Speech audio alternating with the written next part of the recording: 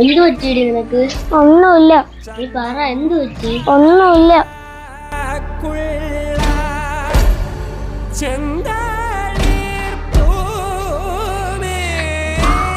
എന്തു പറ്റി പോളെ നിനക്ക്?